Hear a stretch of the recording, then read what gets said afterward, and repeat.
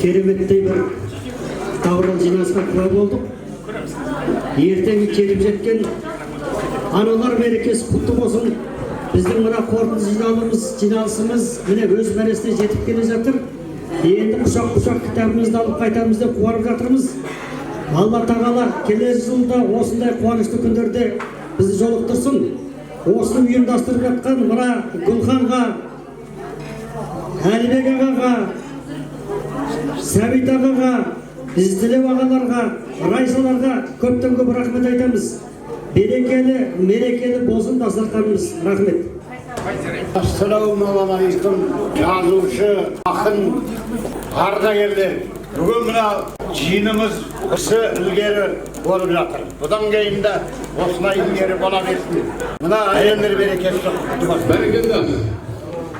15 жастан бастап қазақтың тарих жөнінде, ертегі аңыздар жөнінде, жыраулар, жырлар жөнінде, балбал тастар жөнінде, жартасқа салынған өрнектер жөнінде, ою-өрнектер жөнінде ізденіп, 15 жастан бүгінгі күнге дейін қазақ халқы үшін тынбай ізденіп келе жатқан Баяхмет Жұмабай ағамыздан өзінің төл туындыларын тартып өтіп жатыр. Міне, балбалдармен ою-өрнектер, жартас суреттер, ою-өрнектер.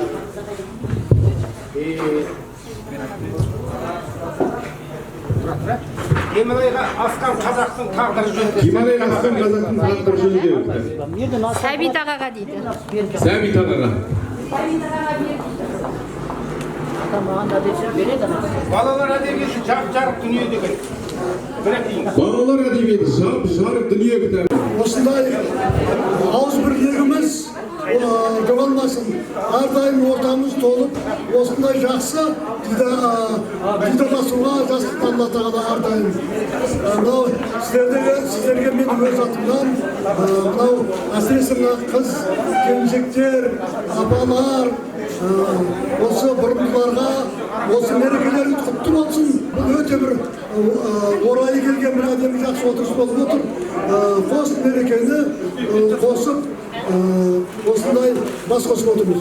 Сондықтан барлықтарыңызға үлкен, зор денсаулық, көңілдеріңізге көтеріңкі көңіл күй, сарқылмас шабыт, сондай бір жақсы қаламдарыңыз ары қарай үлкен туындыларды тудыра берсін деген тілекпен барлықтарыңызды осы бүгінгі мерекемен құттықтаймын. Рахмет. Диплом награждается литератор, президент Союза писателей народов мира Гульхан Айтаханқызы, Международной литературной премии Международного фонда «Новатор» с вручением ценного приза за большую организаторскую работу и творческую деятельность по пропаганде поэтического наследия Мухаммада Махатаева. Ученик недели ректор остается. За пропаганду. Құрметті қонақтар, Алқалил ағаның дипломының үлкен Мұқағалидың портреті бар. Оны аға маған үйге алып келді. Оны алып келмедік. Ол өте үлкен портрет. С вручением ценного приза дейді. Ағаның берген дипломы за организаторскую работу. Әлем халықтар жазушылар одағының жалпы мүшелері. Ең әуелі бүгінгі 7 наурыз мына осы жерде отырған қыздарымыздың, әпкелеріміздің, қарындастарымыздың, құрбыларымыздың мерекелеріңіз мерейлі болсын. Әрқашан сіздерге әлемдегі ең жақсы, ең бақытты, ең байлықты тілеймін Алладан. Енді мына ұзақтан сағындырып берген кездесуіміз өте сәтті өтіп жатыр деп ойлаймын. Осындай мереке әрқашан одағымызда үзілмей болып тұрсын. Осындай сағынысып, кездесіп, шұрқасып жатыр. Күлгілуған күлді неше мыңға жалт еттігі бір сәтте ғайып болды.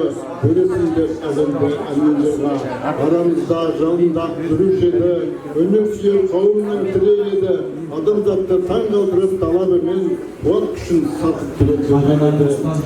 Мықты жазушыларымыз осы істердің басын қосып отырған, ұйымға жүгіріп жатқан, еңбегін сіңіріп жатқан Gülhan апайымыз, Райса әбекеміз және басқа да еңбегі бар кісілердің ұйымдастыруымен бүгінгі осындай жиналыс болып жатыр. Осыған атсалысып уақытын қиып келіп отырған және ұйымдастырып отырған осы басшыларымызға рахмет, өздеріңізге рахмет. Мен осы дәстүр жалғастыру деген үлкен бір жақсы текшеміздің атынан келіп отырмын. Бұда 7 күндік бағдарлама орналастырылған. Балалар бағдарламасы әртүрлі күнде осы қазағымыздың өтіп болып бара жатқан дәстүрін, салтын осы кейінгі ұрпақтарымызға, балаларымызға сіңірсек деген бізге ниетпен келіп отырмыз. Сөйлейді бұл қуанышта бөлектігін, ағайын ақ тілегін керек бүгін. Дастарханға жиылған құрметті ағаларға жиналыс құтты болсын демекшімін. Рахмет өздеріңізге. Бәрекелді. Және осы кітапты шығаруға атсалысқан сол топтың тағы бір белді мүшесі Айнұр ханымға сөз берейік. Сәлеметсіздер, барлық біздің қолдап қуаттап отырған барлық аталарымыз, апайларымыз, әлем халықтары жазушылар одағындағы барлық жазушы, игі жақсылар, өздеріңізге көп рахмет. Біздің дәстүр жалғастыру дейтін үлкен бір шоғырымыз бар. Қазақтың бұрыннан бүгінге жалғасып келе жатқан тамаша салт санасын, ата дәстүрін кейінгі ұрпаққа жалғасақ па деген үлкен бір мақсаттың жетегінде құрылған. Сол топта мен балалар бағдарламасы және шығармашылық кеш бағдарламасын жүргізушімін. Келешекте барлықтарыңыздың қолдап қуаттап, біздің қазағымыздың жақсы салт санасын, ата дәстүрін кейінгі ұрпаққа жалғай берсек деген ізгі ниетімді білдіремін. Барлықтарыңыз қолдаушы, қуаттаушы болыңыздар. Осы бізге демеуші, жеңуші болып отырған Гүлхан апай, Райса ханым, және де Полат аға, Қайрат аға, тағы да басқа Сәбит аға сынды үлкен ағаларға көп рахмет. Ой, рахмет Айнұр. Бұл дәстүр жалғастыру Қазақстанда бұрын соңды жарыққа шықпаған топ. Ол керемет топ. Одан барлық қазақтың дәстүрін табуға болады. Сондықтан дәстүр жалғастыру тобындағы мына қыз бен жігітке айтарым, том-том кітап қылып шығаруға болады. Ол мәңгілік өлмейтін дүние. Біздің заңымыз, біздің менталитетіміз, біздің бөгенайымыз сонда жатыр. Рахмет. Қазақ болып тарихқа қалуының бір белгісі ол салты мен дәстүрінде. Соны бүгін ата жұртына келіп жалғастырып жатқан осындай керемет ұл қыздарымыздың тұрғанында қонбасқа. Ал кітаптарымыз биіктерден көрінсін, қазағымның салты мен дәстүрі өлмесін. Еңбектеріңізге шынайы табыс тілейміз. Рахмет сіздерге. Алдағы уақытта бірлікпен жұмыс жасап, осы бір кітапта және дәстүрімізді кеңінен таратуға үлес қосамыз деп ойлаймыз.